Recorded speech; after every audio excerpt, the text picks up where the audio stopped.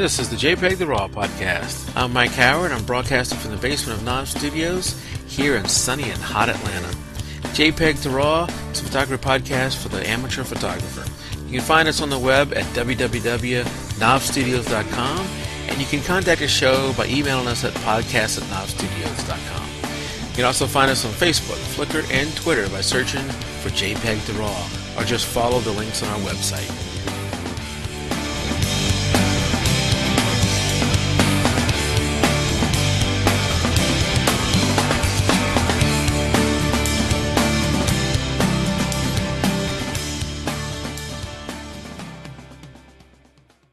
You guys ready to get started? Yes, we are. We are ready. We have one question, and maybe you already know the answer for this. What's the record number of viewers for the show, Mike? Well, the record before tonight was 108. And we're at 126 right now. Yes, I see 126. So no matter what happens from here on out, we've already set a record. Somebody left. We got 125. But we hit 126. We scared them away already. Whatever the high number is. All right, so this is Jpeg2RAW, show number 24, recorded on January 10th. And tonight I'm joined by my usual co-host, Tim Kemperle. Good evening. How you doing, Tim? Very good. How about yourself? All right, and Kathleen Bowie. How you doing, Kathleen? What's up? I'm doing great. Okay. And tonight we have a very special guest, Sarah Cornish from Hens.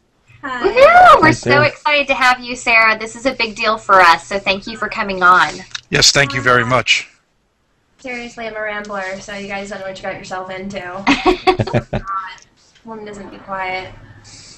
And to me, your mic is a little bit soft. Can you turn that up at all? I don't know how, but maybe if I turn up the volume on the Mac, does that help at all? Yeah, that helped. That actually sounds better. Yeah. Okay. That's good. Well, Sarah, if anybody out there doesn't know, is you got a huge following on Facebook. You're just doing a ton of stuff. But before we get into all that, why don't you tell us a little about yourself and how you got into photography? Well, I started when I was really young. My aunt is like a really cool nature photographer, and she invited me on a trip when I was like 15 to backpack across the United States, and she put a film camera in my hands, and I got to go see the Grand Canyon, and we went to New Mexico and North Dakota and South Dakota, a bunch of cool places. I got to go like hot air balloon riding and all that stuff. And, you know, being 15, I just wanted to get home to my boyfriend. But, you know, it definitely sparked something. And then when I started to have my children, you know, I was a very young mother. I had my daughter right out of high school. Me and my husband have been together since I was 16. And, you know, digital was fairly new. I had no idea what that was. So when we finally had enough to invest in like a point and shoot, I went nuts and I took these really horrible pictures that I'll never show to anybody, so don't even ask, not even on the fan page. I'm not that nice. And I ended up breaking it like fairly quickly after I bought it. And I had a really good friend, I was on like a mommy board, who was an amazing studio photographer, and she took me under her wing and she gave me a lot of advice on what to, you know, invest in.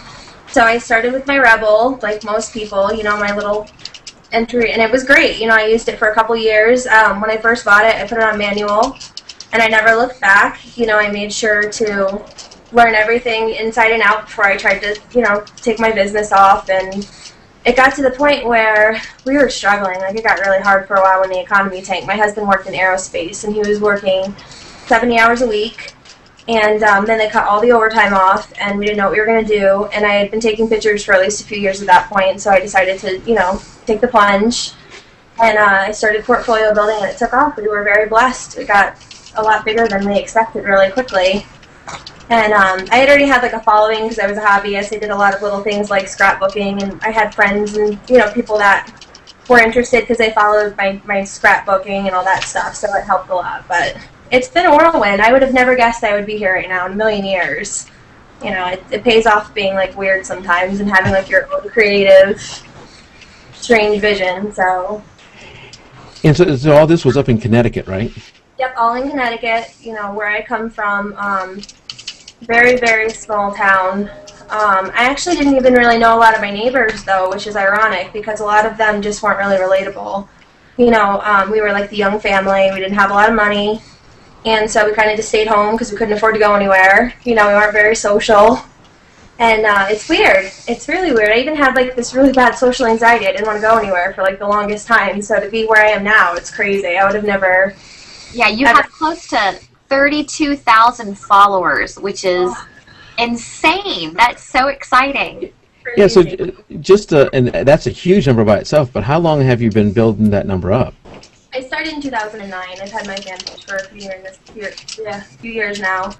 And when I first started, you know, I remember getting to like 500 fans, and that was like incredible. I remember calling my mom and being like, oh my god, you know, there's 500 people. Because even thinking like even 1,000 people, if you put 1,000 people in a room, that's a lot of people. Yeah, it is. So for 30,000 people, you know, I'm always waiting for everybody to like unlike the page. Like, I'm like, this is crazy.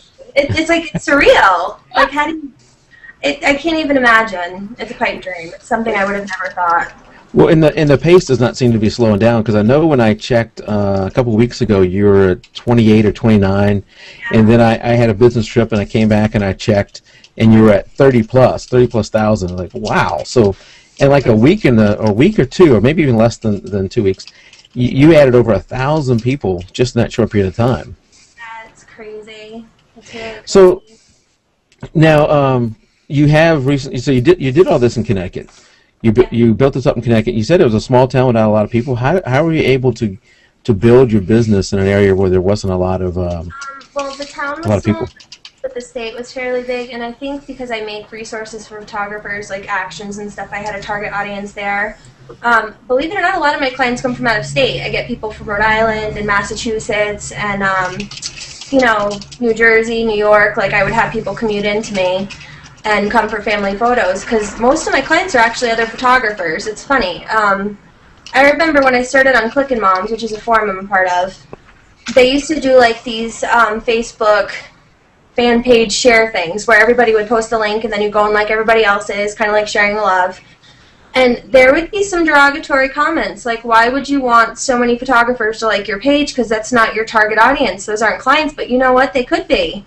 You know, because who values custom photography more than other photographers? And most times they can't even get in the photos because they're taking them. So, you know, they care and they put a lot of time and thought into who they want to do them. So it's pretty cool. Like last year I had someone come in all the way from South Dakota. I had a client come in from Virginia all the way to Connecticut. So, you know, you'd be surprised. You get a really good audience, New England especially. I got a lot of people from, like, Hartford and New Haven, too, which is, like, an hour away from me. But I think, like, when you treat people well, you know, and you genuinely, like, I love to be around people. So I think it's really good to, you know, put yourself out there and really show that. Some photographers aren't so closed off. Some really genuinely like to share what they know and want to help. You know what I mean? Well, and I think with your site, the way that it's built, I mean, you get right onto your site and you see your portfolio and home, and then all of a sudden it's like tips for photographers. It's right there. And so right off the get-go, it's very obvious that you are for the photographer no matter what level they are. And so it's refreshing. And I know for myself, when I first started doing photography, to photograph another photographer freaked me out because I was so nervous at what were they looking at, and did they think I did something wrong, and are they laughing at the kind of lens I'm using? And with you, because you're there from the get-go to help, I think that takes that element away of being nervous about it. You can just show up and do the pictures and just enjoy yourself. Well, yeah, I mean, a lot of times I come away from my sessions with new friends. You know, I can't help it. And there are people that are like, no, don't make friends with your clients because it's bad for business, but I'm not that way. I think it's great for business because then there's a loyalty element to it, yeah. It's nice, and I think, too, when I show up, maybe because of the fan page, people have, like, these preconceived notions of what kind of person I'm going to be like, and, you know, they're a little intimidated, or they think that, you know, I'm going to be, like, uptight, and then I come and I'm just, like, this young, normal mom, and, you know, I'm not afraid. I don't take myself seriously. Like, I fall at least once a session, usually, on any good day, you know, and I tell them that, like, up front, if I fall, don't be, like, you know, freaked out or embarrassed for me, because, you know, You know what's funny, Sarah? You just said something about young mom, and for whatever, you get a visual impression of people. So by looking at your page and the fact that you had all these fans, and it looks, looking at your actual website, you have all this material, all this work. In my mind, I was envisioning more of grandma age. Yeah. Because I was thinking, there's no way somebody, a young person, would have that much, work out there.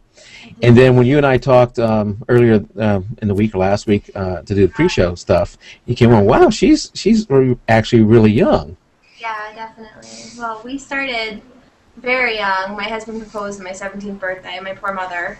Oh. We got married when I was 20, and we had a baby every 2 years. That we had 4 babies in 6 years, so it was total chaos. And even now, it's total chaos, because I have the 2 businesses, and my husband's actually a stay-at-home dad now. So that's awesome. Talk about karma. It's nice. Yeah. That's awesome. Yeah, but it's pretty amazing. Now you've built up and did all this work to build up a business in Connecticut, and now you've moved to Colorado. Yeah. Are you nervous about having to start over and build a business? But you don't technically have to start all the way over because you still have all the knowledge that you gained in building it the first time, and your huge fan base. Yeah. But you're in a physically different location. Are you nervous about reestablishing that? I was worried, initially, and we had started talking about a year ago about the move. And actually, I come from a really big family, and my mother's in Connecticut, so I was freaked out about leaving. And then my girlfriend Lizzie, who lives in the same town as me, she is a huge advocate for Colorado. She sold it hard. Like, she was always, every opportunity she got, she's like, yeah, you got to check this out. So she knows, all the cool spots, and so she's kind of been giving me, the tour and, showing me around. And I think being on Clickin' Moms, there's a ton of photographers in Colorado, and they're, willing to come out and meet me and show me around. And people are really it's pretty neat how, open a lot of other photographers are, because with the stigma that there isn't really that many friendly, I've had a really warm welcome into Colorado. So, but out west too, and I love the East Coast. I grew up there, but the people are really different here. It's almost like a breath of fresh. They're very warm, and people are very friendly, and they just walk around smiling. It's weird. I'm like, wow, these people are smiling for no reason, and I don't know. You don't know what to think. You're like, wow, it's contagious. So, and my friend Lizzie, she's been bragging, so her friends are all, she's been talking to her friends, which is a good, word of mouth is important, but because I get so many photographers that travel to me already, it's kind of neat that I get to, meet some other photographers and, potential clients out here too. So I think it'll be okay. And I plan to go back to the East Coast every summer, so I'll get to still meet up and hang out with my old clients too. It's kind of like you get the best of both worlds now. You're not awesome. What brought you guys to Colorado? Oh my God, so random.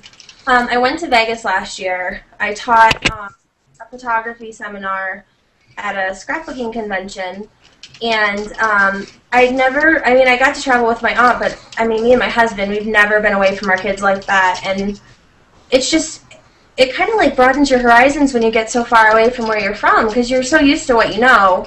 And so we really started thinking, wow, we could live somewhere else, because with the kind of work that I do, we have the flexibility. So when we decided to, look into Colorado, my girlfriend Lizzie came out to support me in Vegas, and she was pushing it hard. And it's funny, I've never been to Colorado that I can recall. My aunt says we drove through Colorado that summer, but I don't remember it. So we just moved here sight unseen. It was totally random.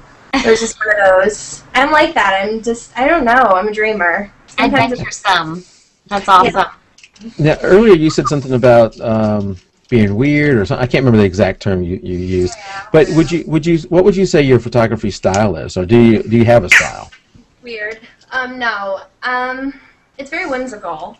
I think I never lost my childhood imagination. I grew up and it kind of stuck with me.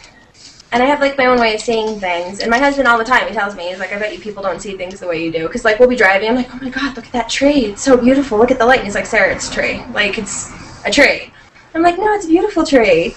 I'm just very I don't know, with the reason I decided to specialize in children and families is there's something about the bond and the connection, and there's an innocence in children that you kind of lose when you get older. So for me, I would say my photography is probably kind of organic would be a good word. It's just different. You know, I have my own voice for sure. When you go into a photo shoot, do you have in your mind a certain image that you're going after, or do you kind of get there, meet the family, and then kind of just go with the flow and see what you capture? Oh, I totally go with the flow. I never, when I get there, because I mean, especially in New England, you don't know what the light or the weather's going to be like because it's New England, and I mean, you know, you blink and it's different.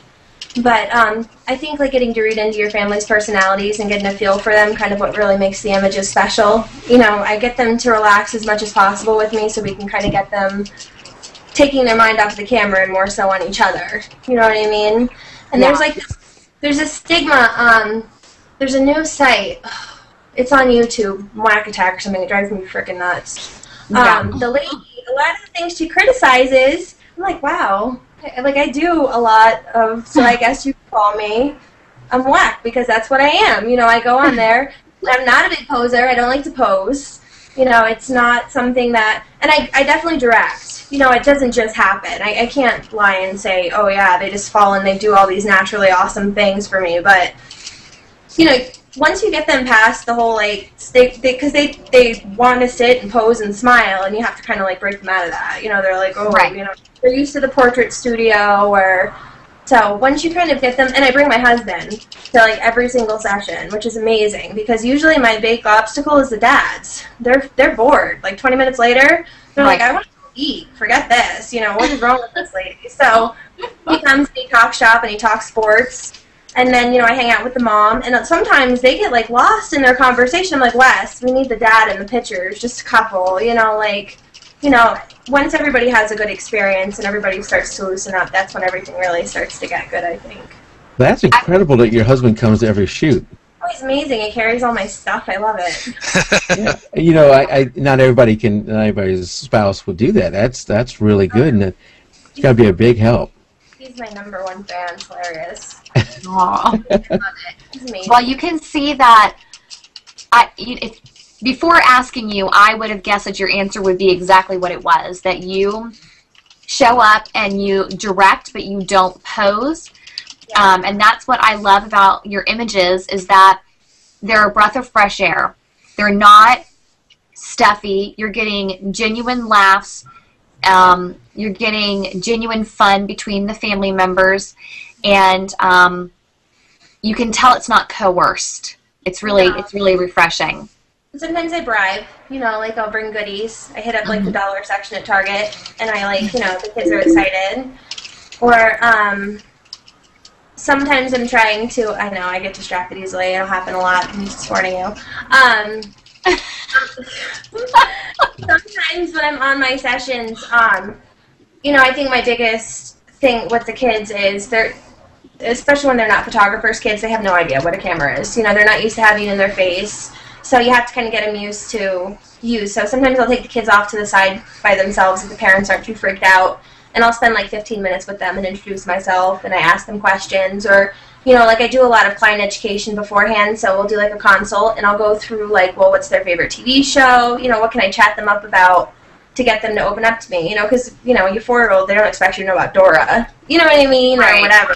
So that, and having 4 kids myself doesn't hurt, you know. I know. How do your own children respond to you taking pictures of them? Oh, they love it. My boys hate it, actually. I'm not going to lie. My boys hate the camera.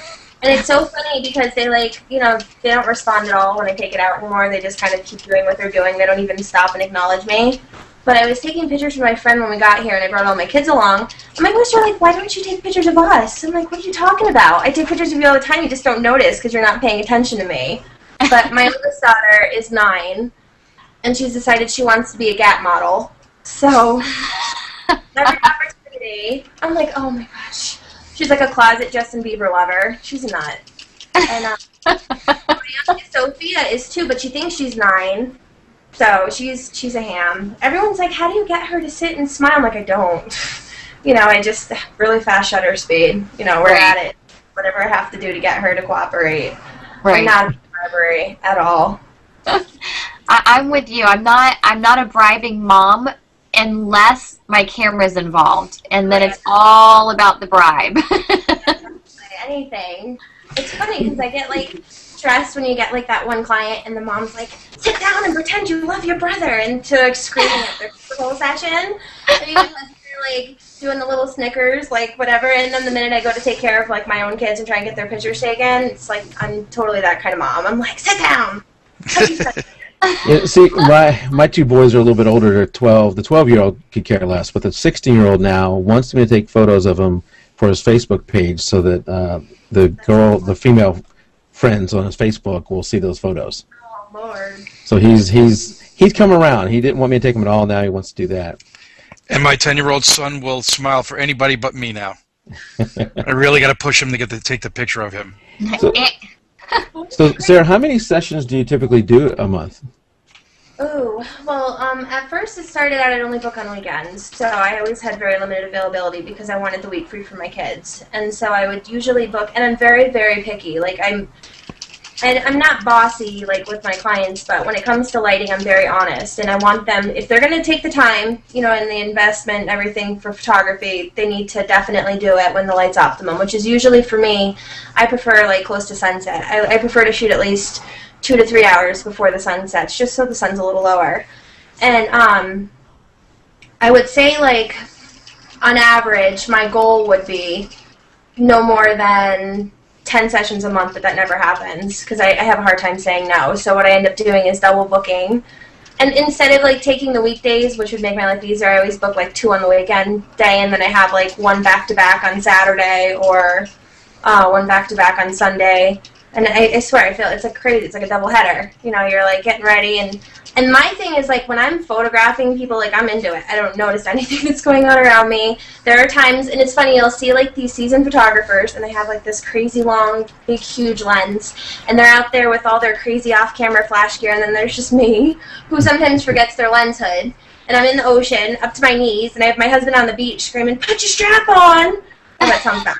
But it's sitting on my neck, so he's always thinking, I'm going to drop the camera in the ocean. And then you have these photographers, and they're looking at me like this woman is absolutely insane because she's in the ocean, sometimes with shoes on. I've done that before, too. And, you know, the way that the sun is in Connecticut, it's always off to the side behind the ocean. So in order to get the sun in the picture with the people in the ocean, you got to just get in front of them. You know, you have to jump in. But I don't know. I'm crazy. And, I mean, I treat my gear really bad, I'll admit it. I need to be better this year. That's my goal. Like lens caps and hoods all the time. I've heard a story that you can tell a pro from an amateur, and I'm an amateur, but you can tell a pro from an amateur by their gear. Their gear of an amateur like me is pristine. The gear of a pro is a little more damaged and dinged up. Now, that's not always the case, but that's one of the things. So beat up. My husband's horrified. I've already cracked 185L.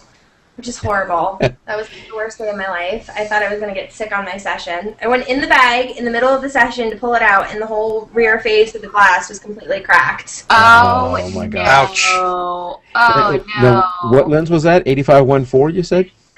The Canon 85L 1.2. At 1.2. Oh, 1.2, wow. No.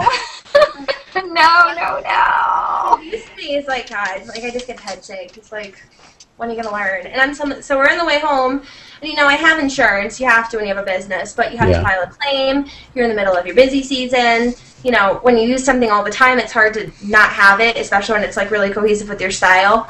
So I'm in the car like on Amazon.com on the way home, and I'm like, I gotta order another one. And he's like, oh my God, like what is wrong with? And I get it. And the funny thing is, he took my classic 5D, and my husband's starting to take an interest in photography, so he was using it to take pictures for a while, and he would keep the cracked 85 on his.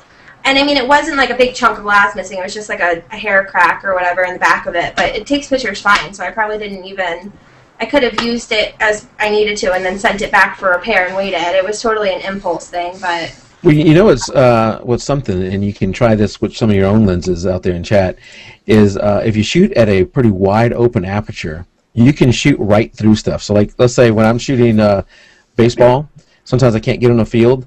If I'm shooting with like an f2.8 lens, I can shoot right through the fence, and it will blur the fence completely out. Right. I've also seen where somebody's taken a pencil and rubber banded it to the front of their lens. This is a pen, but you know, you get the point. Rubber band it to the front of their lens, go to like, you know, f1.2 or f1.4, and it will completely blur it out. The problem is, though, is if you stop it down, if you go to 5.6, f8, something like that, then you're going to start to see all those defects. So you could have used that lens maybe, depends on how bad the crack was, if you're shooting really wide open. If you want to stop it down, though. Which is crazy. Everyone's like, how do you shoot so wide open? I think it comes with practice. It's just one of those things. And I'm sure your husband's happy to have the lens anyway. Oh, yeah. He's a nut. Wes is funny. He's really, like, a closet photography lover. He's, like, very prideful, so he gets self-conscious, and he doesn't want, like, the less than perfect photos, but it's really funny because I would be in a session, and my clients are awesome, so they would let him second shoot, but he would disappear. And I'm like, where's my husband? And then I would get home to upload all the photos on the card, and there would be, like, bugs and, like, frogs. And I'm like, you could have warned me. I don't want to look at, like, this gigantic bullfrog. And I'm sitting here going, like, kids picture, bullfrog. Okay, this is gross. I don't know. Yeah, I guess we never get it out of us, Yeah, or you get 8,000 pictures of the side of your face. You don't realize he's taking your picture, and then you go through, and you're like, what are you doing? I guess as little boys we play with bugs, and then when we get older we continue to do that. But you had mentioned earlier that you like the last few hours of the day, before sunset. Do you like that light better than sunrise, or is it just that it's easier on clients and you to do it at the end of the day versus really early? I'm not really a morning person, so I'm never up in time for sunrise. But I prefer sunset just because it has that nice golden glow. Right. The sun is really low in the sky, and I like to shoot a lot of backlighting and flare in my images, so it's easier to get that in your frame. You don't have to. Plus, the shadows are so much more flattering. And I used to shoot in a really huge location. It was called Harkness Park, and there was everyone thought I had 15,000 locations under my belt, and it's all it was one huge place. There were mansions and gardens and a beach and a field, and there was a huge Japanese maple tree. It was beautiful. But no matter where you were, depending on where you were in the park, the lighting was completely different, just because the buildings were so big, and some places had a lot of, trees, and so, with the lighting and whatever, once the light gets low enough, I could shoot wherever I wanted to in the park and not have to worry about the shadows so much, whereas, I had to avoid, certain areas of the park during the day just because the sun was so high and the lighting was horrible. That makes sense. When you do your newborn stuff, are you going to your clients' homes, or do you have a studio? I go right to my clients' homes. What's funny, though, is I used to really be into, the hardcore. I loved, the hats and the posing and stuff, and it's beautiful. But if I, do start to get more into newborns, I probably would like to do more lifestyle, just because I love when you get, a family unit together, and there's just something about the connection with their newborn and, the love, and you kind of see their personality. I actually like it when their eyes are open, all, those weird faces they make, and the cross-eyed. The moms might not love it, but I think it's hilarious. That's my favorite. Because that's what I loved about my babies. Yeah. But kind of cut off from newborns right now because my baby fever is out of control. My husband doesn't want me anywhere near them, so. How old's your youngest? She's gonna be 3, so. Oh, so it's due time. Yeah, I'm my 5 hens? My husband's like, no, 4 is good. We were gonna have a school bus full, and then we had our youngest, and she's nuts. She's insane. She doesn't leave her clothes on, and she's all over the place, and she's a bully. She beats the crap out of her brother, so. Speaking, I told you this earlier, Sarah, but about my youngest, and I will get back on photography here in just a second, but this is a funny story, and he'll be horrified if I told this. But we were at Disney World down in Florida, and we came out of the pool, and he was probably 6, and I turn around, and what is he doing on the pool deck? Now, you can imagine how busy the pool is at Disney World. I turn around, he has pulled down his pants, and he is peeing on the pool deck. No! But you taught him not to pee in the pool, so he didn't. Yeah, wait. Our room was actually right there at the pool. Wait, we're heading to the room.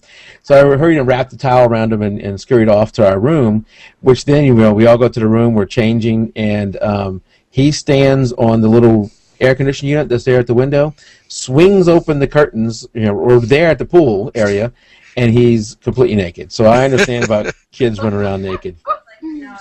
I remember he used to actually, my husband went up to the bus stop to get our older son, and he followed him naked. And I didn't realize it. And the guy at the bus stop's like, is that yours? And no, there's Noah, completely nude. He's still, now he has to have clothes on. It's weird, polar opposite. He can't stand to be naked. I don't know what happened, but Our If I'm house. missing clothes from my kids, if they walk in the house and their clothes are missing, I have to go hunt through the entire backyard. And, you know, pants will be here, and a shirt will be there, and then shoes will be over there. Drives me crazy. Our kids are, it's funny. They have So- their own- In addition to everything, you recently moved, you got all this stuff going on with your business and setting up the business, you're also doing a lot of other things. And so there's 3 things at least I want to go over, but one of them is happening today, or started today, so let's talk about that. And that is you're doing a huge giveaway. Yeah. And not just the one you're doing with us. By the way, everybody out there in chat, if you haven't signed up for the one she's doing with us, you're giving away your Buy My Store package, right? Yeah, everything and all the actions and textures, and I'm even going to do the presets, which I don't usually include, so that would be cool. And the presets too, which presets Lightroom, right? Lightroom, yep. Would Yeah. it be inappropriate for me to enter and then win it? Yes. Dang it. Tim, Kathleen, and Mike, me, are cannot enter that. But if you haven't entered that, go to our page. If you're here on our page now, it's a link that says jpeg2RAW giveaway. But she's giving away that, and that is awesome. But you're also doing a giveaway yourself from your own page. Yeah. Tell us a little bit about that one. Well, when I first started photography, it took me a long time to acquire all the gear I had. We just didn't have like a money tree. And a lot of what I actually purchased for my photography business comes from my actions and the resources that I sell. So, I mean, it's all kind of related, but this Mark II is something that I wanted for so long, and I couldn't afford it, so I started with the classic 5D after my Rebel. That was my next step up.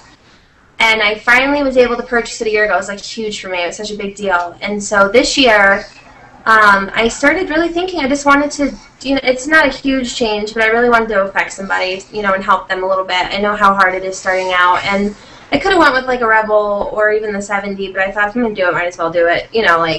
Big, why not? So I had contacted a couple of sponsors. I contacted Canon, who obviously I probably never hear back from because they're humongous. They probably get 8,000 emails a minute on people that want free cameras and people, And then I had made friends with this wonderful guy, Joel, who works for Adorama, and he is the nicest guy in the world. And I didn't ask him anything. He actually just offered to talk to his company to see if there was anything that they could do to help out with the camera and the giveaway.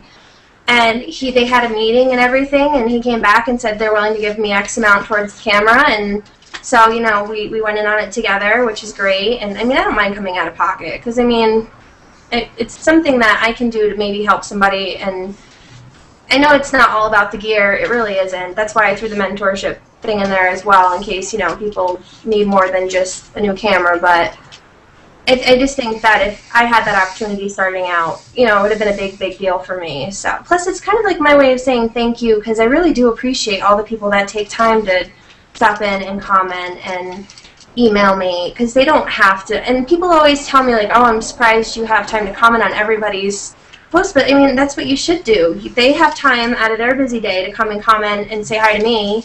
It would be rude. I can't imagine. Like, I don't understand, like, I just don't think chivalry is that. I think that it's really nice, to have something reciprocated. If they have time to share with me, it's the least that I can do. So it's all kind of, like, interconnected. I've thought about it for over a year now.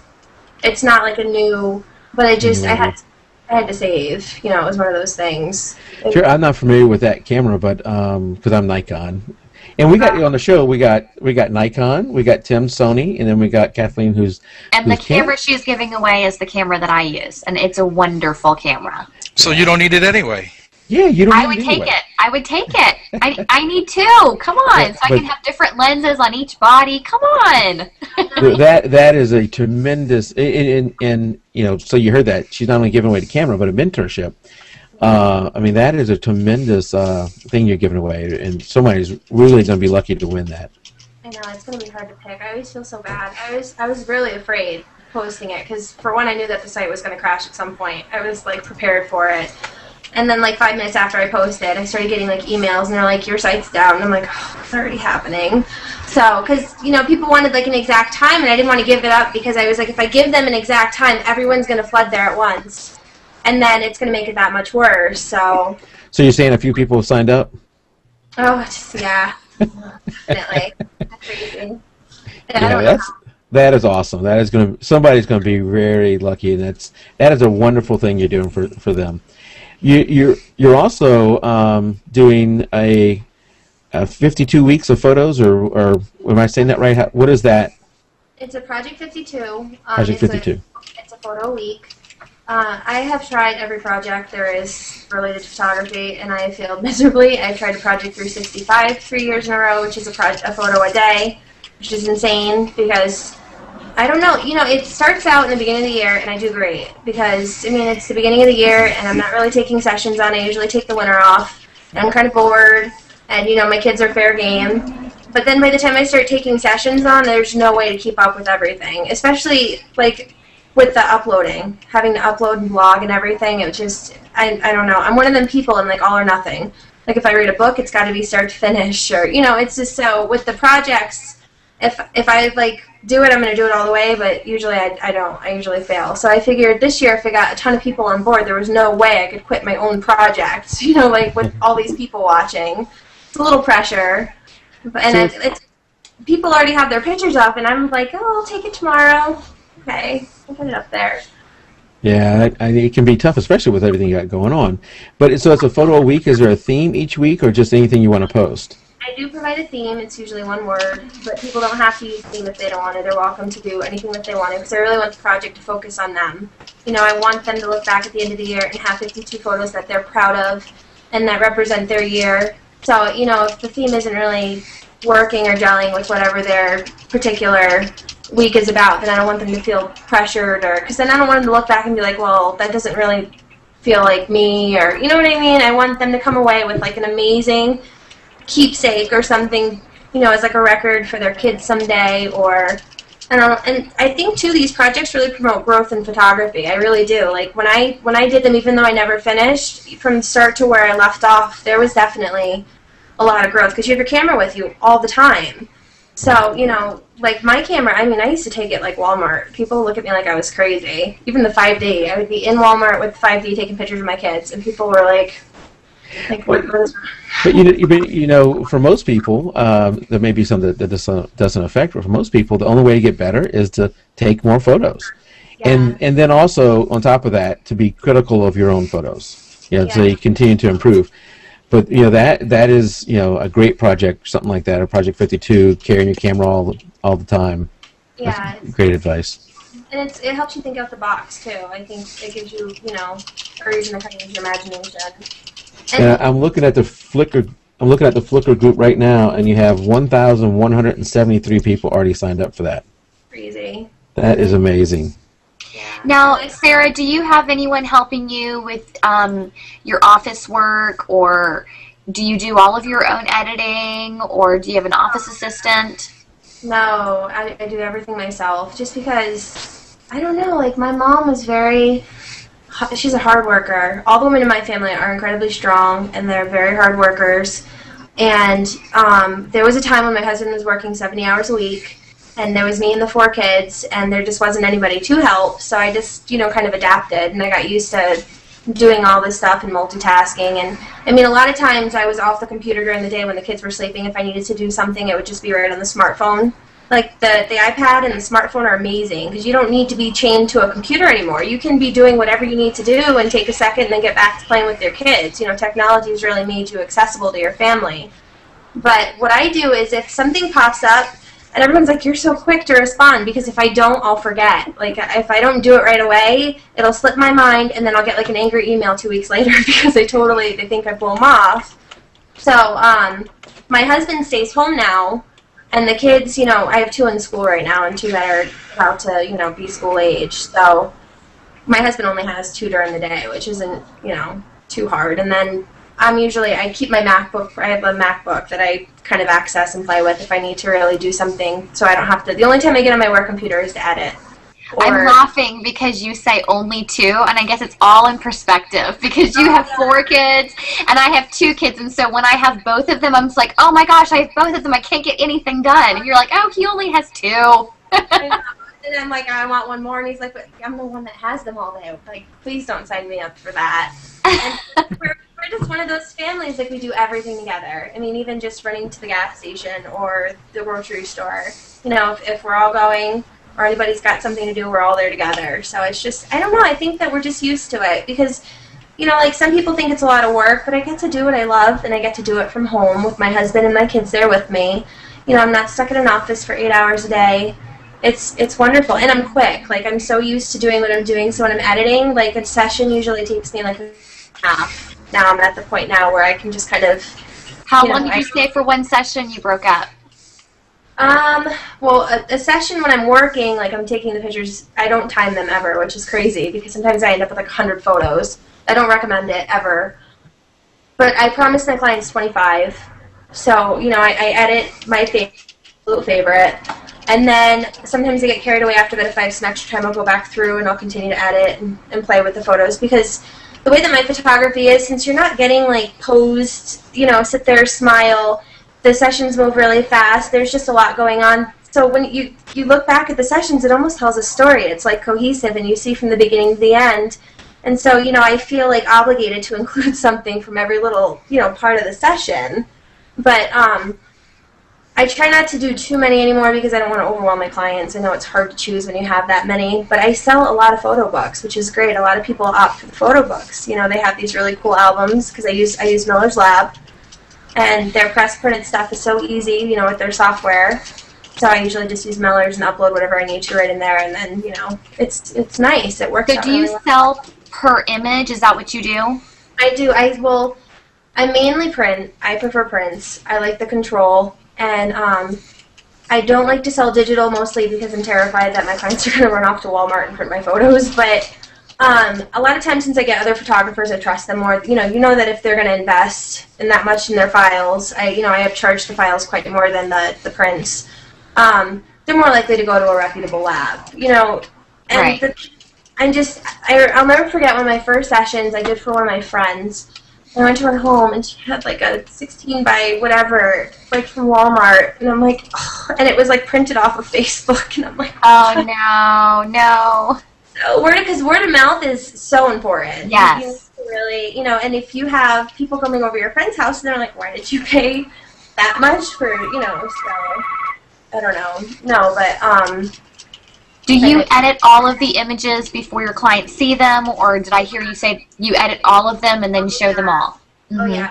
I went the first night after the session, because I like to keep that excitement going, is I run home, and either that night or sometimes me and my husband will grab a date night because my baby sister's 10 years younger and she used to watch the kids while I did my sessions.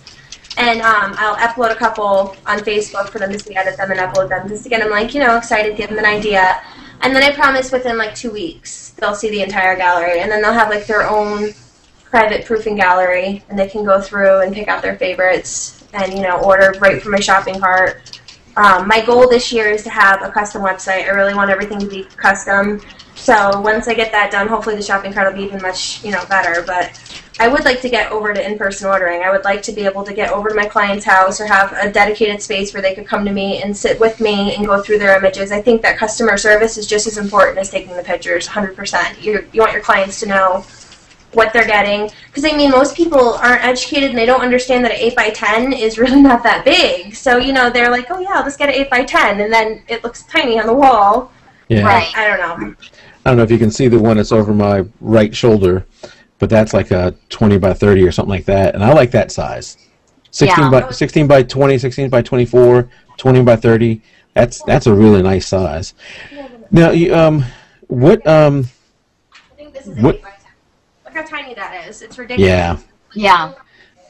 I know 8 by 10 does get. I think I have my 8 by 10s listed under my desk prints on my price sheet. Like this, it's really not, even that's really not that big in the scheme of things, you know, but when you when you put them together, you really realize there's a substantial, so to get to like a client and be able to show them those things, you know, it's you can't explain that over the internet. You just can't. They have to see it and hold it, and you know what I mean. Sorry, and what size was the bigger one? I believe this is a 16 by 24. Pretty big. Yeah, I like that size. It's a nice size. It looks nice on the wall, and it's not too much. It looks good on the wall, but if you were to try and put it over your fireplace, it would still look dwarf. Yeah, definitely. Now, Sarah, you said that you don't spend a lot of time editing, but what do you use to edit? Lightroom, Photoshop, both of them? I prefer Photoshop. When I used to use my PC, I would go through and I had a card reader right on the PC, and I would just slap the card in the card reader, and then I would, copy and paste all the raw files right into my computer, because I format my card. I don't feel comfortable deleting anything, so I format my card right in the camera. And then I would just drag them into Photoshop and edit them as I need to, and I would do everything right in ACR and in Photoshop. But now with the Mac, I can't do that. And for some reason, I don't know if I'm slow, but I have a hard time getting the raw files in the computer. So what I've been doing is using Lightroom to import and export all the photos from, RAW to JPEG, and then doing all my JPEG editing in Photoshop. I don't know, Photoshop just has more control, and I like to have control over every aspect of my photo. I like to get in there and mask and brush and sometimes liquefy, especially if they're my photos. Yeah. So you can't really do as much in Lightroom like that. It's how I've always done it. I'm just used to it. No, you're right. If I'm doing stuff like just some simple exposure and that kind of, and maybe some color, some white balance and stuff, I use Lightroom, which actually turns out to be the majority of what I do. But if you need to go into, I often need to go into Photoshop to use liquefy, like you mentioned, or some of the. The only thing I do in Lightroom is just the general tweaking on the raw files. If anything needs to be, if I need to work with the exposure or their cover slider or anything, because, when you backlight, sometimes your photos are a little underexposed, so they need a little tweaking, but everything created in Photoshop. Now, one of the questions we always ask the guests, but I think you've already answered it, is, it goes with the name of the show, jpeg2RAW, is what do you shoot? So you mentioned RAW. Do you shoot everything in RAW? Everything's RAW, yeah. I don't trust. Just because I like having control, when you give your camera complete control and you shoot JPEG, and I'm paranoid. I don't know, with backlighting it's too tricky, it's hard. Yeah. And you mentioned something else, and most of the people listen to this probably know, but maybe some people who subscribe later on, this is a good point, is I always format my cards in camera also. Never format the card in the card reader or delete them from the, some people move them from the card to the computer. That's in essence deleting them off the card. I always copy them and then format in camera. I do the same thing. I agree. Those files get corrupted way too easily in the cards, and then, I've had a CF card go corrupted. It's horrible. It's the worst feeling in the world. Yeah.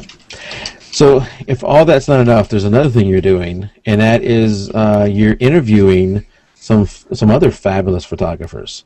Tell us a little bit about that project. Well, when I first started, I joined this forum called I Love Photography, and I thought I was like the best photographer ever. Like, I rock. I'm so good, and I'm just going to come on here and I'm going to show off my pictures.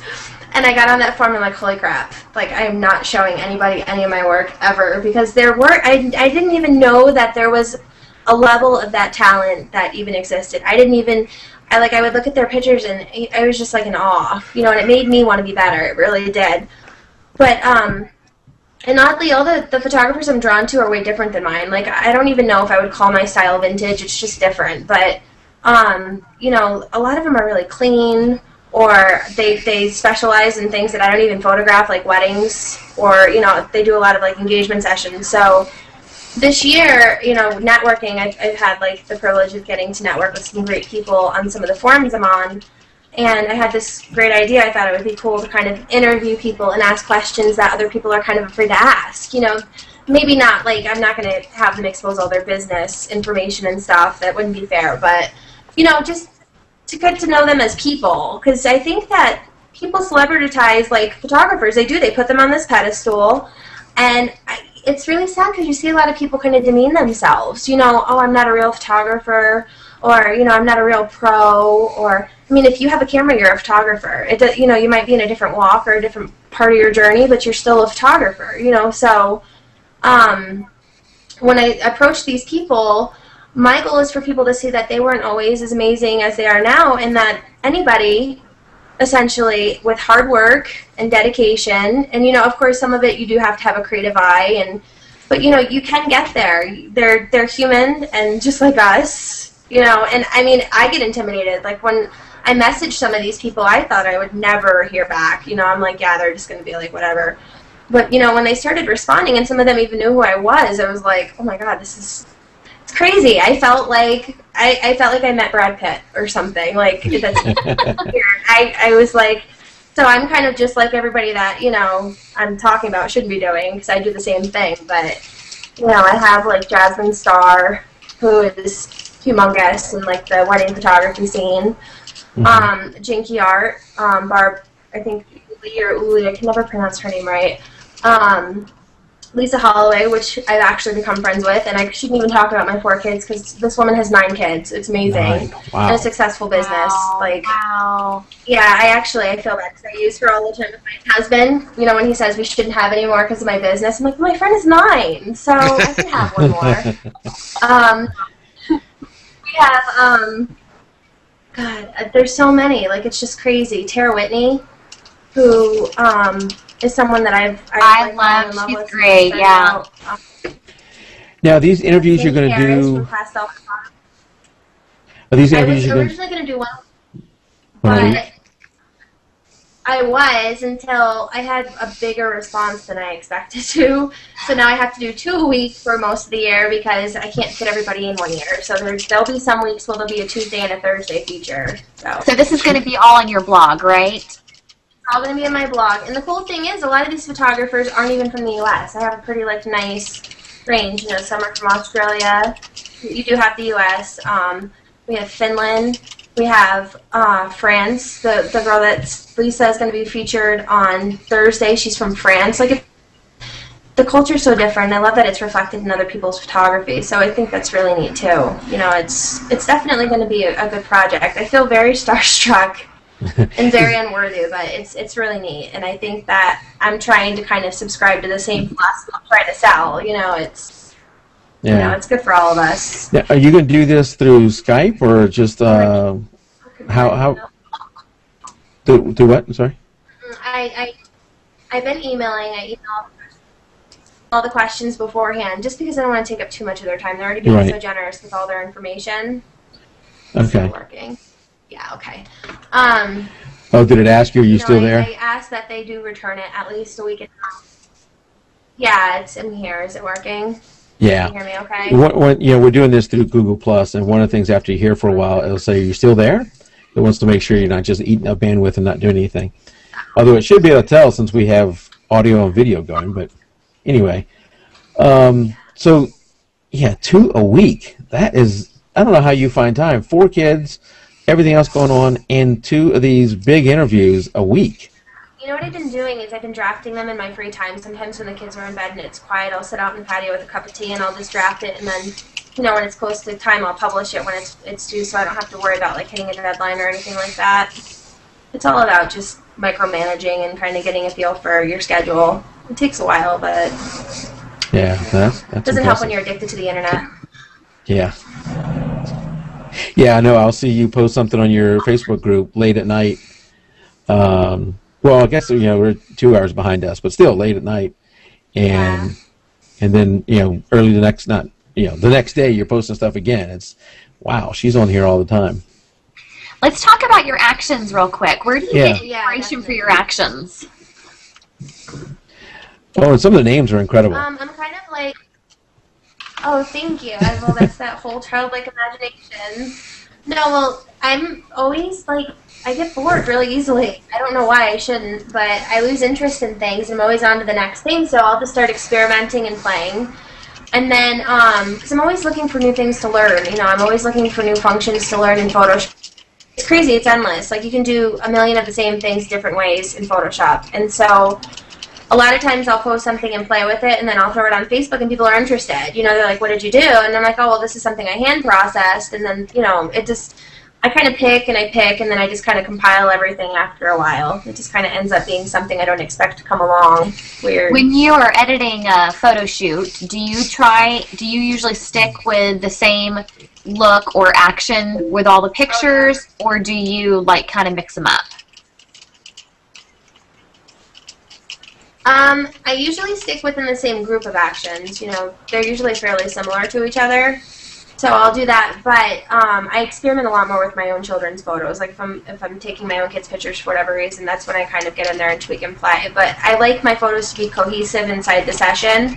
I want them to all feel like relatable and like they're all group, like they belong together. You know what I mean? I like things to not look too chaotic or unorganized, so I keep within the same set. I use a lot of the helper actions together. You know, like the toolbox I'll use with... Freezing up a little bit on you guys. I was thinking when you were saying about the cohesiveness is that when I'm editing my images, I always think if these are going to be hung on the wall next to each other or in the same room, is it still going to feel like this all happened in the same day, or is it going to like, you know, craziness? Yeah. So I like the cohesive look too within a session. Because I think that it really needs to be, like if you have a really warm, sunny day, having a cooler processing isn't going to fit. It's just not going to look right, you know. So right. You kind of have to go with what the image is calling for. Right. Do you say that the majority of your images are more on the cooler side or in the warmer side?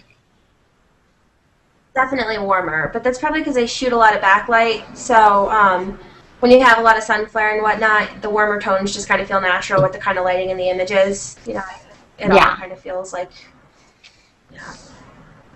I love that image you have behind you of, I guess it's the mom with the little girl on the beach. Oh, it's God, just, that was a hard session. Thinking about it makes me really, such a hard session. Was the little girl just not into it? Oh, no, well, that session actually, the little girl, she had cancer. Oh. And I had held a photography. Yeah, I had a photography promotion called Little Miss or Mr. My Poor Hen, where people were welcome to submit images of their kids and their friends and family would come and vote for them. And she had entered that, and then I got an email probably like a month after the contest had closed because she booked a session even though they hadn't won, and she said, Jocelyn was just diagnosed with cancer, and I'm going to have to cancel. And I said, oh my God, well, if you want photos anytime for free, I will come to wherever you're at. You know, I can come to your home. I can accommodate you anything that you need. And she, you know, she was a little apprehensive, understandably, but then she touched base, and I guess Jocelyn was going to chemo and had lost all her hair. And I was just, I mean, I was so impressed. Like, they were so happy. You know, you would expect them to be really sad, but they were just genuinely happy to be together. And the mother was so strong, and the little girl was just so beautiful. And, like, she warmed right up to me. I was, like, giving her piggyback rides all over the park, and it was amazing. Like, it actually, I was very changed coming away from that, because I complain about all these silly things with my kids, but there's this little girl, and she's fighting, you know, for her life. And so that actually prompted me. Now, whenever I get a family that approaches me with a child with cancer, I do all their sessions for free. I come out of my pocket for prints, whatever they need, just because I can't even imagine. I really can't, you know. And you know what? When people say it's just a photograph, that's testimony, because right after this session, she ended up having her leg amputated. Oh. So these were the last images that she has, you know, running around with her mother. And I mean, it was crazy. Like, the father couldn't even come because her immune system, you know, was shot from all the chemo, and the father got sick, so he couldn't even be in their family photos. You know, it's just, it really makes you value, you know. I really had a new respect for what I do after that. You know, I really appreciated photography a lot more. It became more than just a business, or, you know, more than just a hobby or whatever. It was about helping people. That's when I really started to realize you can really help people with photography. Yeah. You know. That's wonderful. It's a really good reminder. You're going to make me cry on the podcast. I have to, and I was so nervous going in there because I didn't know what it was going to be like. I didn't know if the mood was going to be really heavy. I didn't know if I had to, you know, be like really sensitive about how I approach things or what I said. I didn't want to offend her or, you know, overstep, or she was, I mean, like, she didn't try to cover Jocelyn's head. I thought that was amazing. Like, her little daughter, she just let her run around as a child, you know. Most people would be like conscious, trying, you know, put hats on, or they were just amazing. I've never met such an amazing family in my life. I hope to someday be even a percentage of how strong Jocelyn's mother was. I was blown away by her. She's probably one of the most beautiful people I've ever met. It was crazy. That's awesome. Yeah. Sweet girl, too. And now I got everybody all sad now. I'm sorry. No, it's great. You know, it makes me think with the with the reach that you have with all of your fans, that you're already doing so much by doing the photo shoot for free and then offering the pictures and prints for free. Yeah. But with the reach that you have, you could expand that even more by reaching out to your fan base. From hearing your heart that you have about the clients, I think that people would respond in a great way. The way that I liken it to is, have you heard of Tom's Shoes? Mm-mm. Tom's Shoes is a company that they have a one-for-one mentality, and basically what it is for every pair of shoes you buy, Tom's Shoes donates a pair of shoes to a child overseas somewhere that would not have shoes. And putting shoes on these children's feet helps keep them from getting diseases and stuff because they're not walking around barefoot anymore. And so it's really helpful. And I don't know how big Tom's Shoes is where you guys are from, but here in the South, it's huge. And the shoes are nothing special. They're just like a little canvas shoe, but they're $50. But you get them because you know what you're doing is being so helpful. And because of the example Tom's Shoes has set, on my photography, I have something called Photography with a Pulse. And it's exactly what you're talking about. It's the whole, it's not just a picture. Like, this is the life and breath for some people. And so a portion of every photo shoot I do goes to support a ministry here in town that is for young girls who find themselves pregnant and don't have any support and are looking for answers.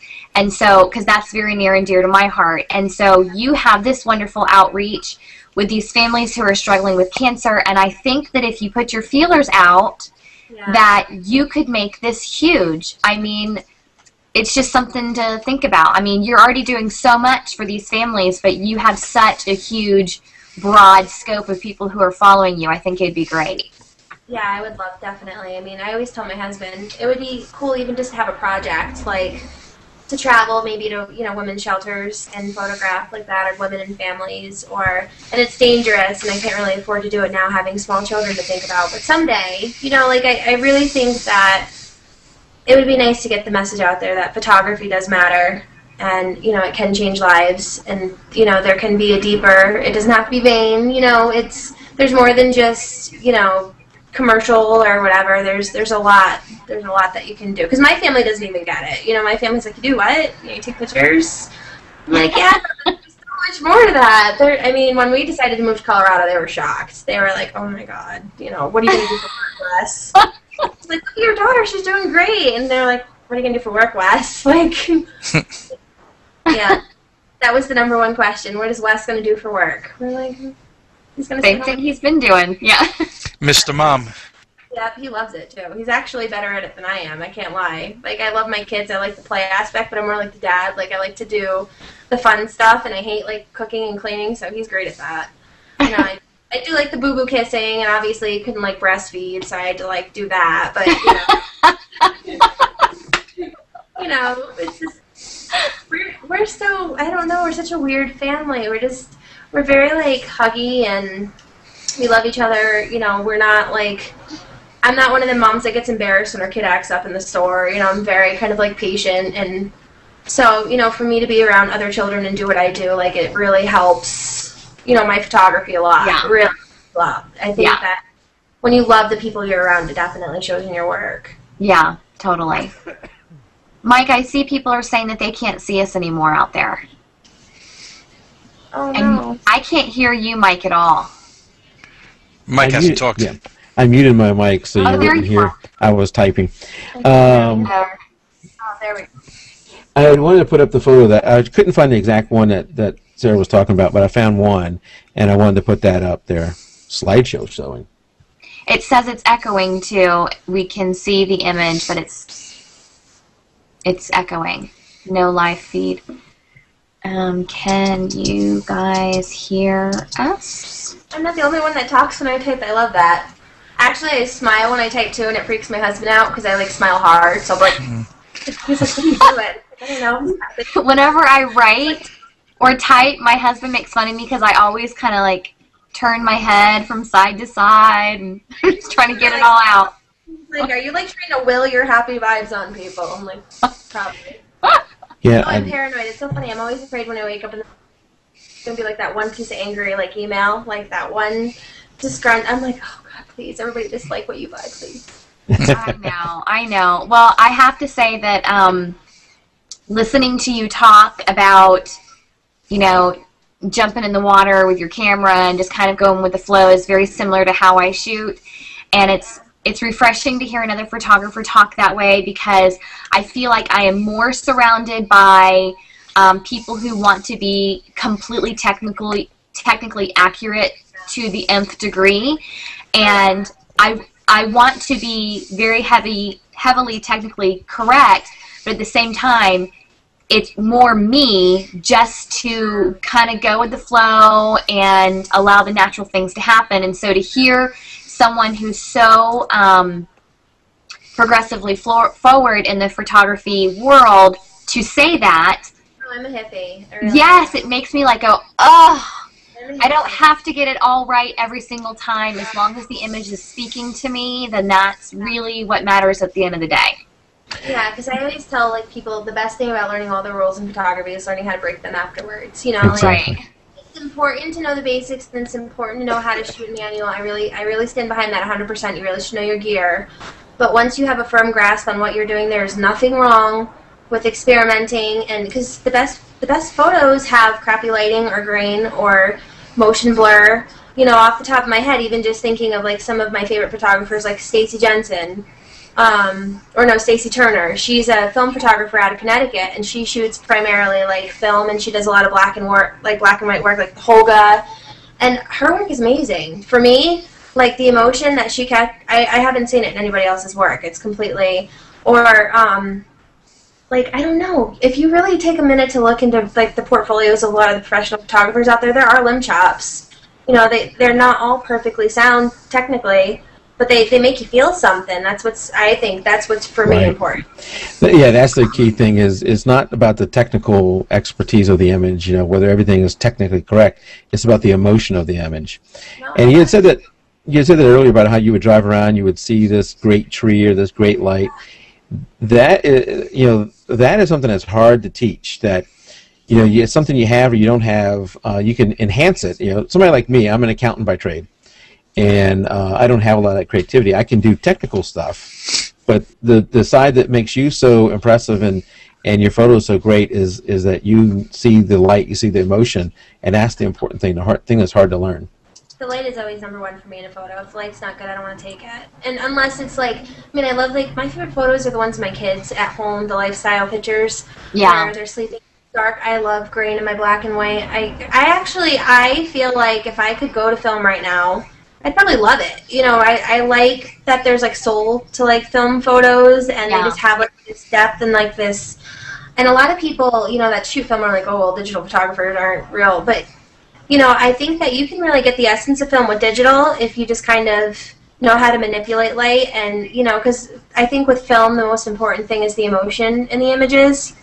You know, my photos, I tend to shoot, you know, with like I never have an idea in mind of what I'm going to do ever. So I'm just kind of going with what I'm feeling at the moment, and my goal is to make people feel how I'm feeling when I'm taking a picture.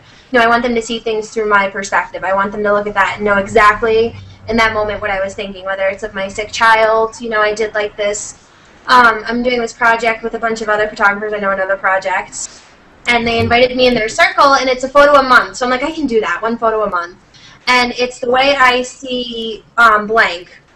And you, or this is what blank looks like, and you fill in the blank. And like my daughter had the stomach flu, and I was like knee deep in like stomach flu nasty stuff, so that's what I did, you know. And it's funny because I got like this crazy response, and I have like, my poor child's gonna hate me because I have a picture on my blog, and the poor kid's got her like head in the toilet. Oh yeah, I've seen I that. saw that one. 2 years old, and they're like, how'd you get your 2-year-old to throw up in the toilet? I don't know. But, you know, like, those are my favorite pictures. If I could, not that I want to go to my client's house and, like, take pictures of their kids yakking, but, you know, could get my clients to trust me enough to go to their homes and do what I do for my own children, that would be fulfilling. That would be absolutely amazing for me to be able to just catch life. And I don't know, I just think that maybe I do see things a little differently than people, so it's kind of neat to bring people into my world. You know, I have my own little weird, you know, so. Well, I like the way that you said that, you know, you're not throwing out the technical aspects to things. You absolutely have to grasp all the technical aspects and know your gear. And then, once you've established that, then go ahead and throw some caution to the wind. Oh, yeah, and the best thing to do is practice. And the more you have your camera on you, the more, like when I'm shooting now and I shoot full manual, I can feel what I'm doing. I don't have to look at my settings. I don't have to think about it. I just fly through what I'm doing because I'm just so accustomed to it. And I mean, right. Even my processing, I haven't had one person that's done a Skype mentorship with me not be completely shocked. Because they're like, don't you do like skin tone by numbers? And I'm like, are you crazy? No. No. Skin tones by numbers? You know what? I went through a stage where I did. Like everything was perfectly clean. I can do clean, but for me, everything's by feel. But you know, the more you work at it and the more you hone in your photography skills, the better your eye develops. So, you know, eventually you can really trust your instincts and you know what proper white balance is. And you know what I mean? It's right. great. Yeah. I had the Now photo. you talked about taking pictures with lighting is important. Do you use flashes, reflectors, umbrellas, anything, or is it all just natural light? All natural light. I have an off-camera flash set up. I actually went to Boston and I did a one-on-one mentorship with Andrea Joki, who is like the off-camera flash master. Her work is incredible. And she was so nice. She even taught my husband how to do it. Like, it's funny. He was more into it.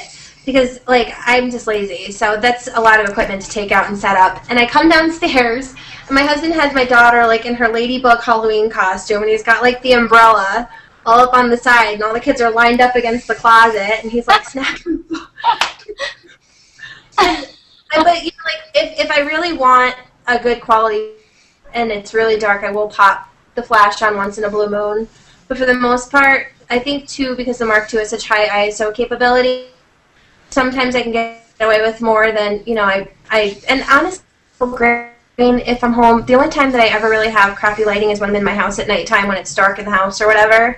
Right. And then I usually don't mind the grain because usually I make those black and white anyway, and I kind of like the grainy black and white. You know, it's kind of like a feel to it. Mm-hmm. Some people don't like grain; they like it's mushy, but I like it. I like it too. I definitely like it. Because the way that I see grain, especially in low light, is that like my eyes are registering it the same way that the camera did. Yeah. Like if I'm looking through darkness, then I'm kind of squinting to kind of feel the darkness, and everything isn't perfectly crisp and clear to my eyeball, so why should it be in my camera? That's kind of the way that I see it. When you have the grain in there, it's showing more of the real emotion of that moment. Yeah, and it's fun to it's a challenge, and I love a challenge. I think it's fun to take something that's less than perfect and make something beautiful out of it. Yeah, I think that's like one of the funnest parts about photography. You know, like sometimes when you look at a photographer's photos, you're like, oh my god, like that picture's amazing, and then they show the pullback and they're like laying on like a sidewalk. Yeah. It's like something you would walk by and think was ugly. You know what I mean? Right. Everybody tells me like you have the most amazing locations, but anybody can take any location. It's what you make with what you have. You know what I mean? It's all a matter of perspective, for sure. Yeah, that's a great point, because a lot of people think that they have to travel to get good pictures. You know, I think New England is a beautiful area. I think Colorado is a beautiful area, and then you look at, you know, the area. Kathleen and I live in the same general area. You think that our area, well, there's nothing here, but really there's beauty everywhere, and you just need to find it.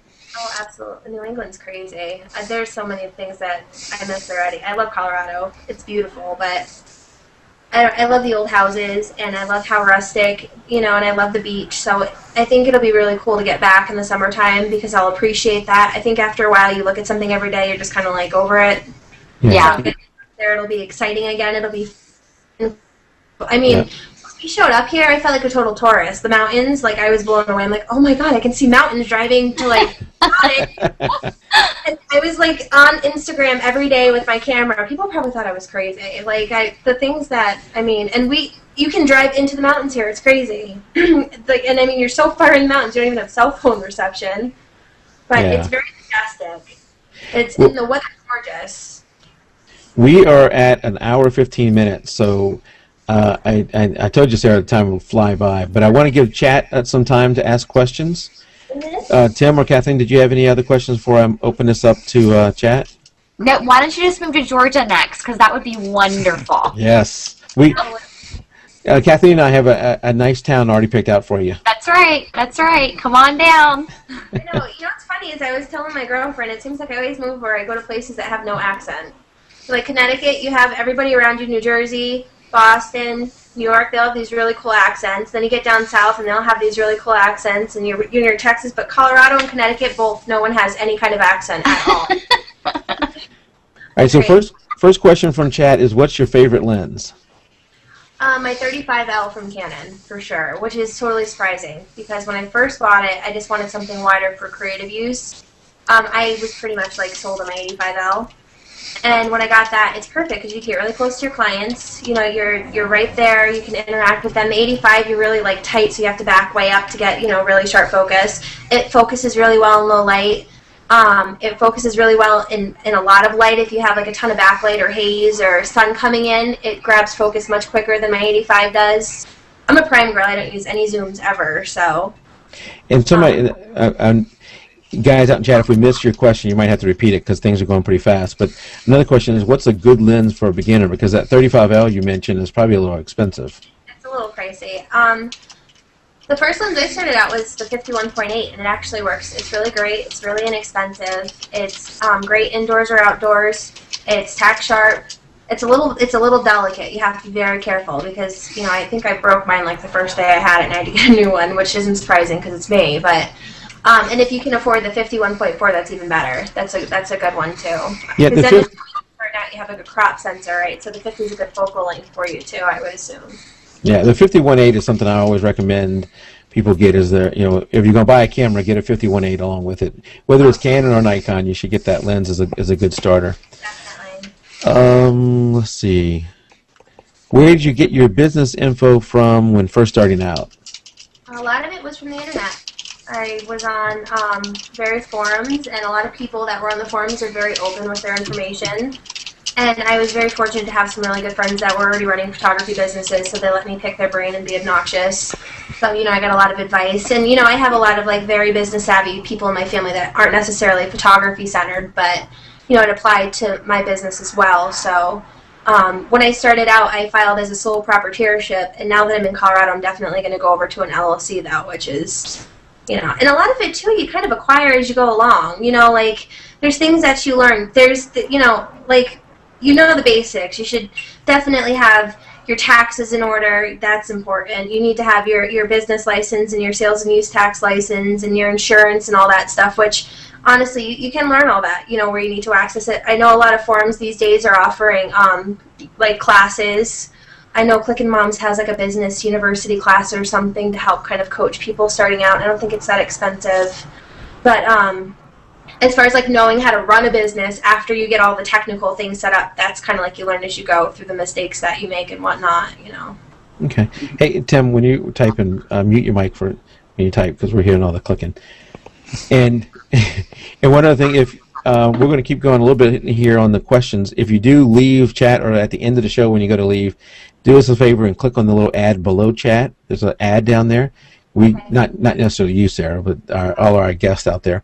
Don't click on it now while you're in the live show because that will take you out of this page, but it does give us a few credits and helps us pay for the show. I saw another question here is, hey, I'll ask this one. Why'd you pick Canon over Nikon? I had just started out with a Canon point and shoot, and my friend shot Canon, so when I progressed to my DSLR, she had, you know, recommended the Canon to me, and then it just felt natural. I'm not a huge advocate for one over the other. I mean, I think they're both great brands. I really think that it all comes down to the person and how comfortable they feel. They should definitely, like when people ask me, I get that on my fan page a lot, like what should I choose, Nikon or Canon? I think honestly you should rent or go to the store and handhold and get a. I had never held a Nikon before, and I was on a session, and I looked like an idiot for my clients because this random person came up and asked me to take a family photo with their Nikon DSLR, and I could not figure it out. I was standing there for like 15 minutes trying to figure out how to zoom the lens. Well, you know, I often tell people, because I'm Nikon, but also, you know, there's a lot of good solutions out there. Even Sony has good stuff. Oh, yeah. And one of the factors maybe is, do you have any friends that are close by that you could share some equipment with? You know, can you guys trade lenses or anything like that? And if you do, that may be a deciding factor to go that way. But if not, you might want to try out both. They're all good cameras. But once you get, typically for the typical person, once you start buying lenses and stuff, you're committed to that brand. I like how you said you got to handhold it, because that was the selling factor for me. And it's different for every person, but I love that big old dial on the back of the Canon. That is my best friend. I love it. I love my Canon. I really do. Yeah. Forever. All right. What are the questions? Anybody else watching the questions? Do you have a preference on lighting when doing studio work? Don't do studio works ever. It's hard to really be creative sometimes when you're got really limited space, and because we don't really have like our home kind of in a condo right now, it's not something I feel comfortable like bringing clients to. I don't know. It's never really been my thing for some reason. I've never really I've done a couple like setups with newborns and whatnot, but for like children and stuff, it's just much easier to get them outside. Yeah. But if I were to do a studio, like, because I would like to eventually have a studio, like a natural light studio, it would all be floor-to-ceiling windows if I could get away with it, as much natural as possible. Okay, two more questions. I wanted to. I'll ask the first one, and then don't let me forget about the pricing question. But you know, we often talk about manual shooting, and we even have a weekly thing on our Facebook group called Manual Monday, kind of weekly. Come on, give me a break. Little dig on Kathleen's the inside joke. But one of the questions, you know, because I don't shoot that much manual, but it seems like everybody we have on, that's all they do is shoot manual. I don't shoot auto. I shoot aperture mode. But one of the questions was let's see, where is that? How do you get your exposure just right when shooting manual? Well, I tend to trust my histogram. I don't trust my LCD screen at all. If you have time to learn your histogram, you can kind of watch it while you're shooting, because a lot of times, if the edges of your histogram, it means that you're getting close to losing detail in your photos, whether you're clipping the blacks or blowing the whites. So if you make sure to make your LCD in the back register with your histogram, you can kind of keep an eye on it while you're shooting, because honestly, the LCD is usually either too bright, it's not something. And another shooting manual is if you just watch the little meter. You know, usually if you're within a stop or two in the middle, you're usually okay. Yeah. And after a while, you'll feel your settings. The more you do it, the easier it becomes. Yeah. And you know, as long as that meter is kind of close to the middle, you know, everything, they call it, I think it's the exposure triangle, and it's how your ISO and your shutter speed and all that work. So Googling that I would definitely recommend. That'll help you a lot.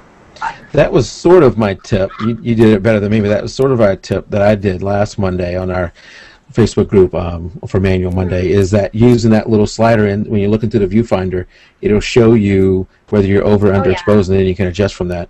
The other thing about the image on the back of your camera, that even if you're shooting RAW, that is the JPEG image. So, you know, it might show you being a little bit overexposed. You probably have a little bit of extra room if you're shooting RAW. The next question... I'm sorry, go ahead.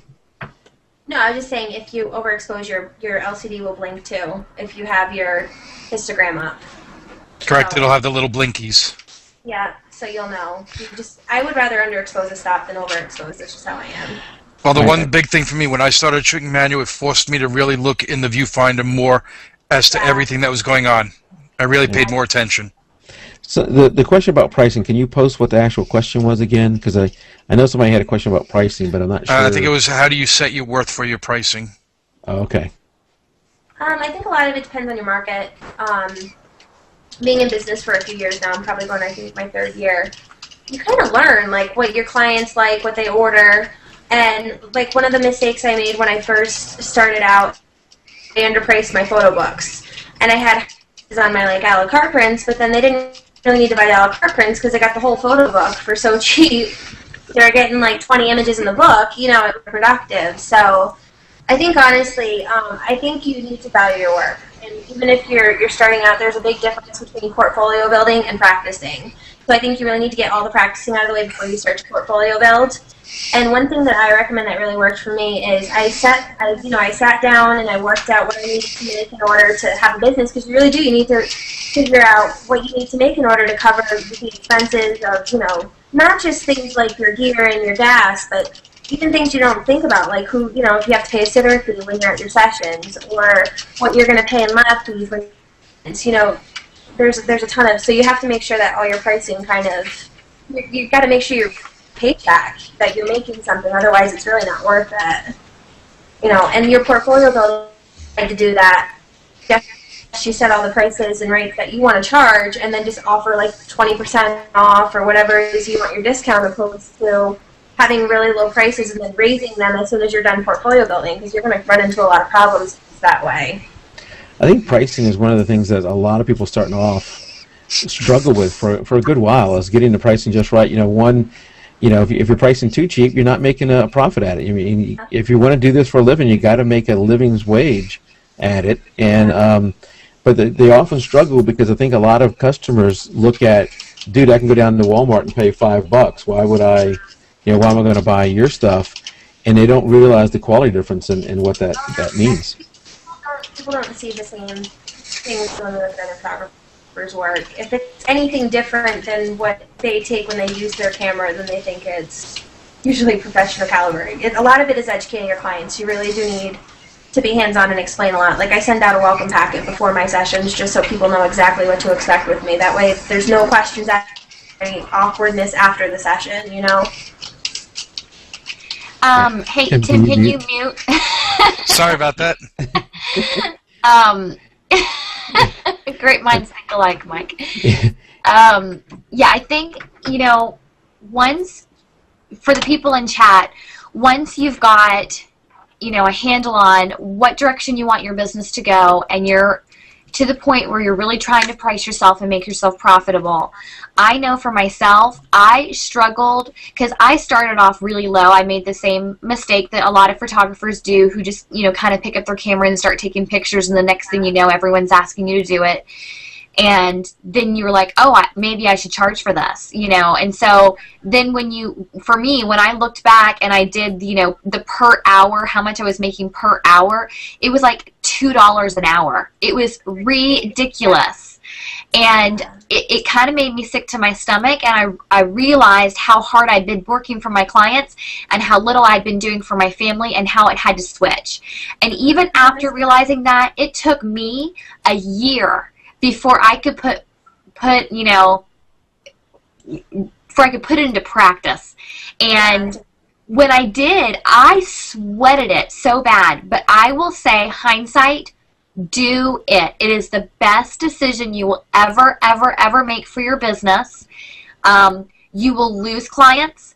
You will gain clients. And so it all comes out in the wash. In fact, I have gained more clients than I have lost.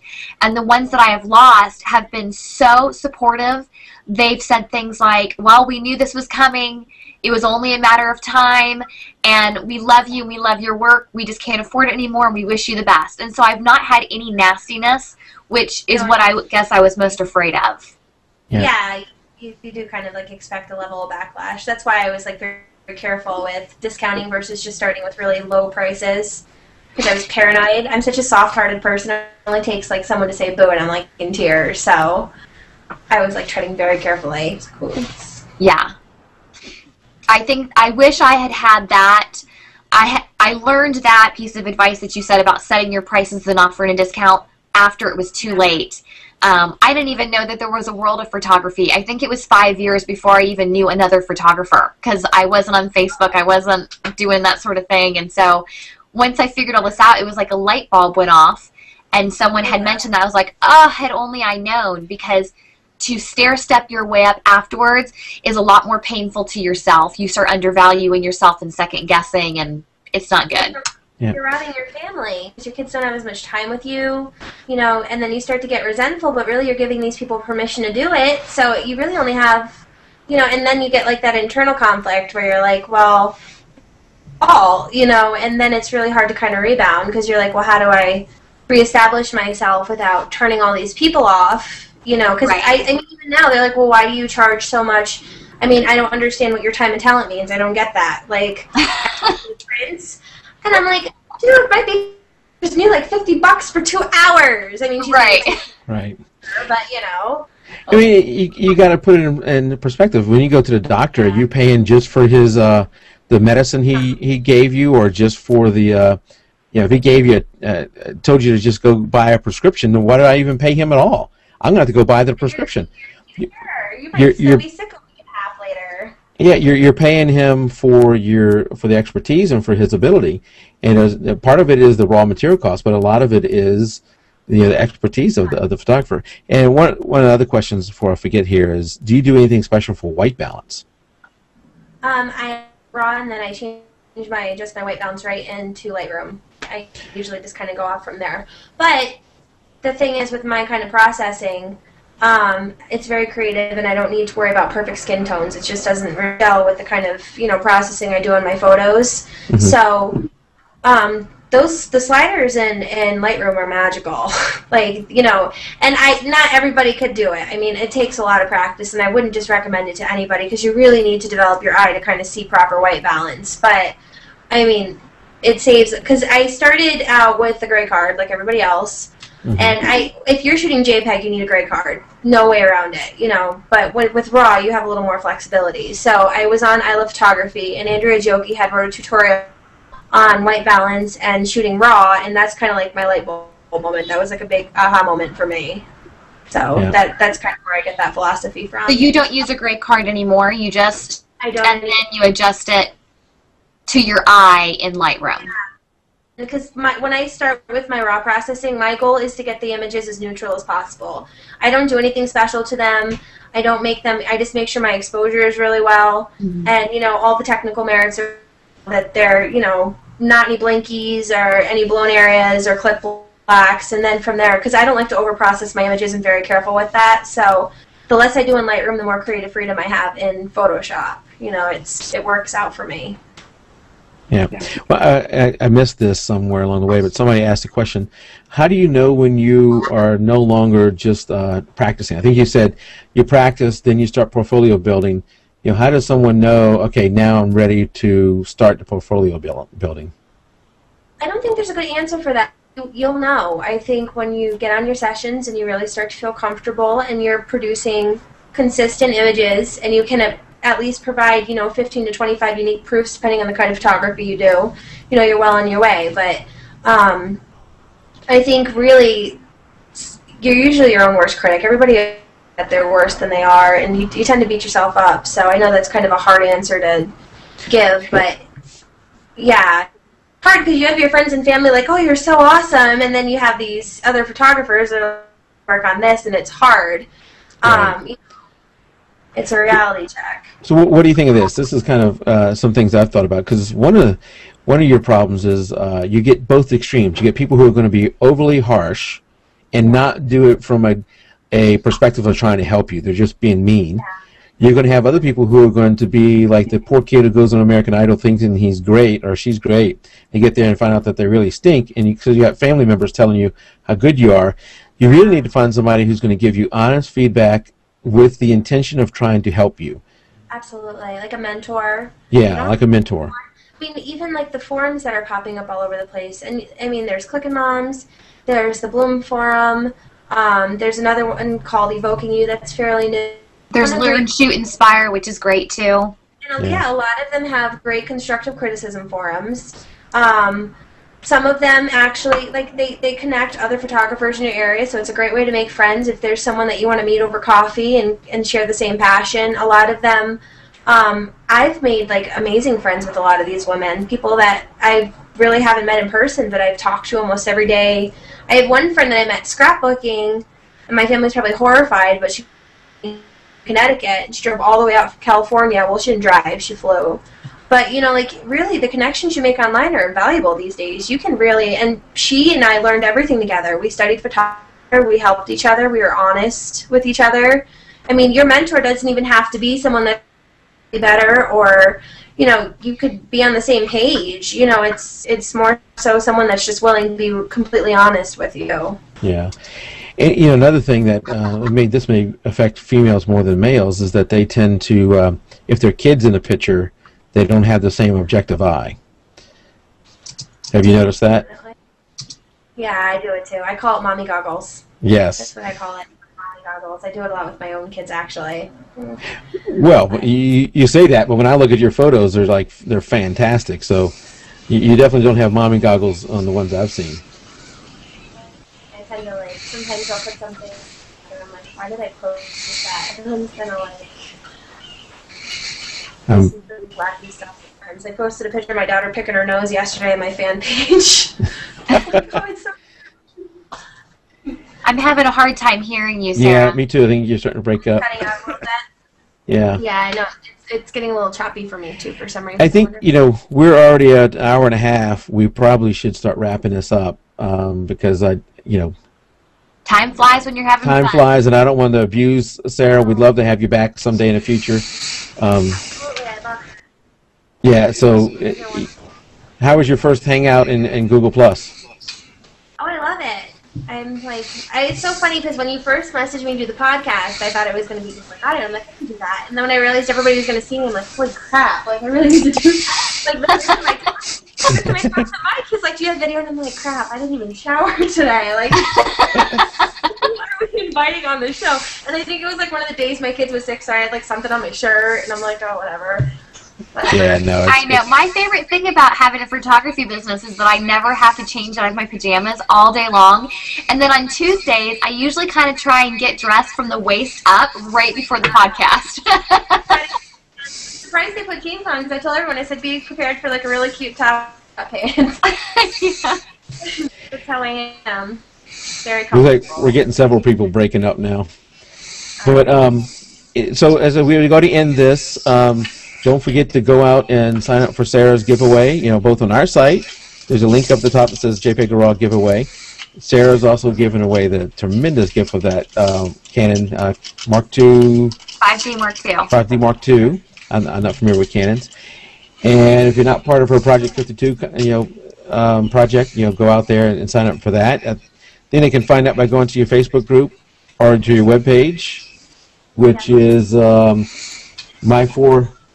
number 4, hensphotography.com. Yep, that's kind of like a splash page. It'll bring you to anywhere you need to go. So it's such a great website, Sarah. I can't wait to see what your new site has in store. That'll be fun. Yes. I contacted, all right. Well, this thing, because I can't, it's really embarrassing. Promise Tangerman, I think, is her name. Hear back. I know she did Jasmine Starr's site, so I probably won't hear back. She's like, who's my 4 Hens what? But maybe. That'd be awesome. And don't forget, when you sign up for our JPEG2RAW contest, we have a Facebook group. You can join into that and subscribe to the show. You'll get this if you're hearing this, so you're not going to have to worry about this. But if somebody wants to see this later, it will be available on iTunes once I process it. And then we're here almost every Tuesday at the same time. Come out and listen to us. We have some wonderful guests. Anything else, guys?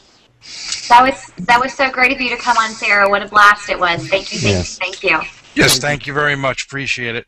Thank you so much, Sarah, and thank you everybody for coming out and chat. We really appreciate y'all coming out. I think we got up to 140 at one point. 151. 151. I saw 147, I think. 151 is the official count. So Sarah now holds the record. Smashing those records, Sarah. You're just going to have me back again because I'm competitive. No. Yeah, that's right. Well, we're going to have you back again no matter what. And speaking of that, when I do stop the live stream here, hang out for one more minute, Sarah, and so we can just wrap things up. Everybody out there in chat, thank you very much. And one thing I wanted to mention, this Thursday I'm on another podcast. I'm a regular. Hold on, Tim. Not yet. I'm a regular on another podcast called the Average Guy. The Average Guy. It's a home tech podcast, and we discuss technology things, various technology things, not just Microsoft, but some Apple things too. And there's a big show going on out west called CES, Consumer Electronics Show. I'm sure our show this Thursday would be all about that. So if you're interested in that kind of stuff, make sure to head out there. But other than that, good night, everybody. Thank you for showing up. Good night, good night, good night. Good night.